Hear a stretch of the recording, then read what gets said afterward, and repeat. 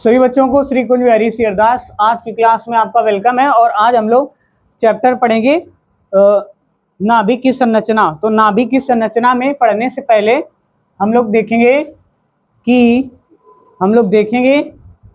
कि video on है। Rutherford के अल्फा कण प्रकीर्णन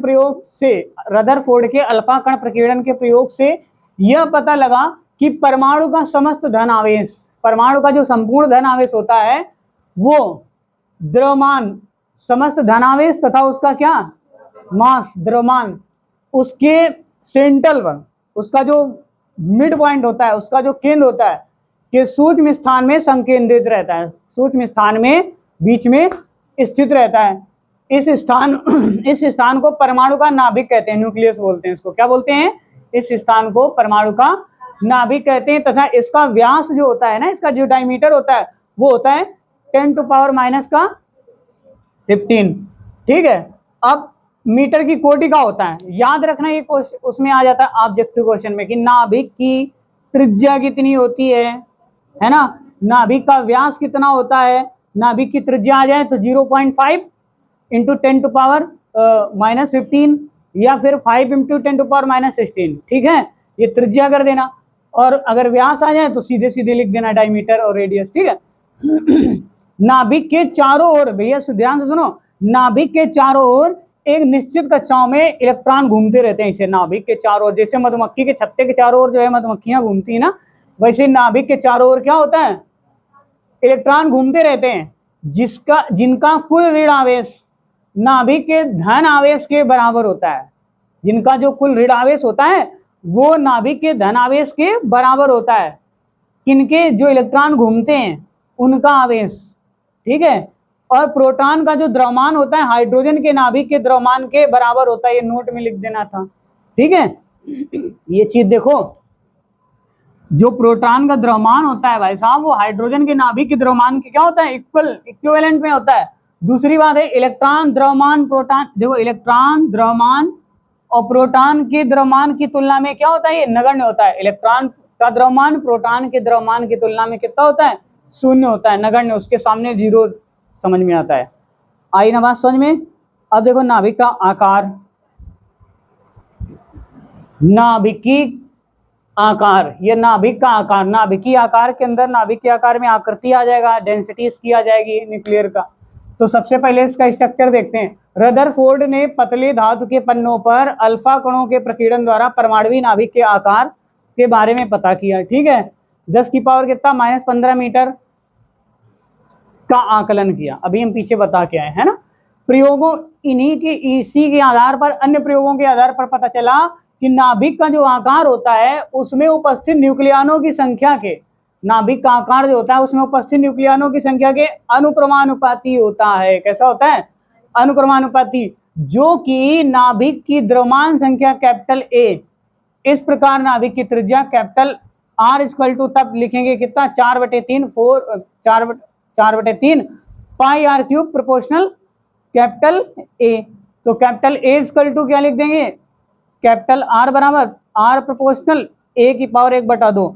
तो जहां R equal to R naught A की पावर 1/3। जो आर है ये एक नियतांक है, आर नॉट क्या है, नियतांक है, जिसका प्रयोग द्वारा प्राप्त मान लगभग, इसका जो प्राप्त मान लगभग है वो कितना है, 1.2 × 10 की पावर -15 मीटर है। सुनो सनित्रो, इसको ना, इसको सॉल्व करेंगे, 4/3 और पाई का मान रखना 22/7।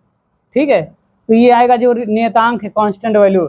विभिन्न नाभिकों की त्रिज्याएं भी भिन्न भिन्न होती हैं। जैसे नाभिक अगर भिन्न भिन्न है तो उनकी त्रिज्याएं भी भिन्न भिन्न होगी। ठीक है ना, सभी को एक ही तराजू में नहीं तौलना है।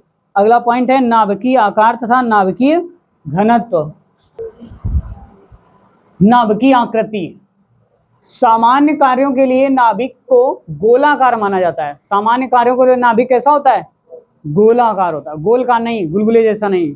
कभी कभी इधर उधर 10% उसकी जो आकृति है गोल नहीं होती, इधर उधर डैमेज भी हो जाती है। ठीक है। तो 10% नाभिकों अपने जो गोली आकार होते हैं उनसे विचलित होते हैं। ठीक है। दूसरी बात है नाभिकीय घनत्व क्या होता है। माना कि न्यूक्लियन का जो औसत द्रव्यमान है ना, वो कितना है, ए, तथा नाभिक का द्रव्यमान कैपिटल ए मान लेते हैं, नाभिक का द्रव्यमान m मान लेते हैं, और जो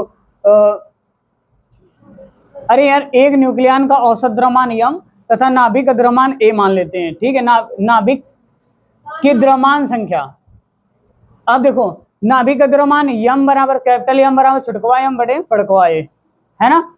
अब देखो बराबर, यदि नाभिक की त्रिज्या कैपिटल R है तब इनका आयतन v equal to 4/3 pi r cube. भाई क्या है ये, काय का आयतन है? गोला है ना, गोले का आयतन है ये। और बहन r का वैल्यू रख दो, r का वैल्यू पीछे वाली इक्वेशन से जो पीछे पढ़ के चले वो यहाँ पर पुट कर दो, और तो ये इतना आ जाएगा ना। दूसरी बात, नाभिक का जो डेंसिटी होगी rho equal to capital M upon v क्या है? हाँ वॉल्यूम वाला है आयतन। M फॉर मैंगो कैपिटल मतलब छुटकवा आम बड़े बड़कवा एप्पल। अब देखो 4/3 pi r not cube a, ये वैल्यू रख रहे हैं ना। इसको थोड़ा सा सॉल्व वॉल्व कर लो, ये जो 3 है ये सबसे ऊपर पहुंचा दो दुखंडे पर, तो 3m बटे इतना बराबर उतना हो जाएगा, ठीक है। और सुनो, जो नाभिक का जो द्रव्यमान होता है, जो नाभिक का घनत्व होता है वो कैपिटल ए पर निर्भर नहीं करता है, इसकी जो डेंसिटी है वो कैपिटल ए पर निर्भर नहीं करती। दूसरी बात है नोट, विश्व में नाभिकीय घनत्व, विश्व में नाभिकीय, विश्व की बात बता रहे हैं, संसार में है नाभिकीय घनत्व तारों में पाए जाते हैं, घनत्व न्यूट्रॉन तारों में पाए जाते हैं, न्यूट्रॉन तारे होते हैं उनमें ये पाए जाते हैं। अगली हेडिंग डालो, परमाणु द्रव्यमान मात्रक।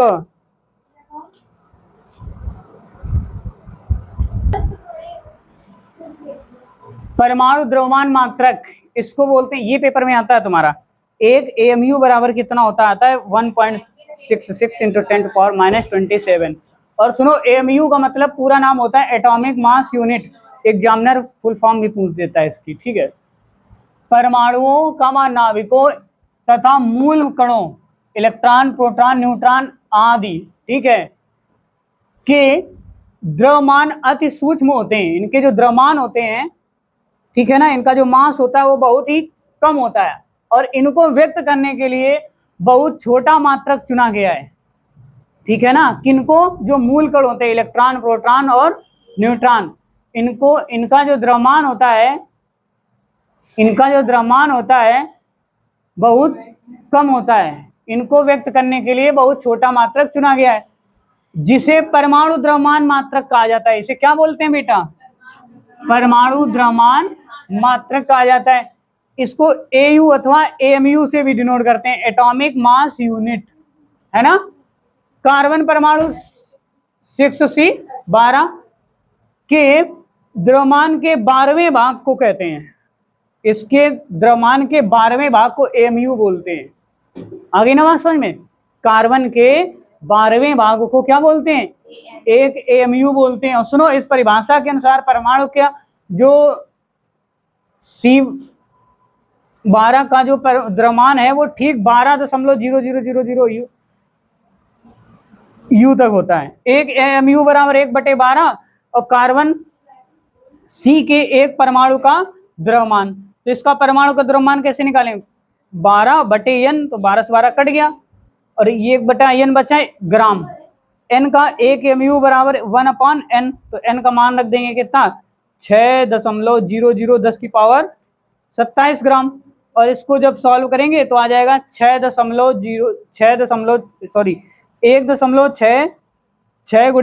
10⁻27, ठीक, एक AMU के बराबर होगा। आ गई ना बात समझ में? बस ये चीज याद रखना। मिलते हैं फिर अगले एपिसोड में। सभी को शेयर दास।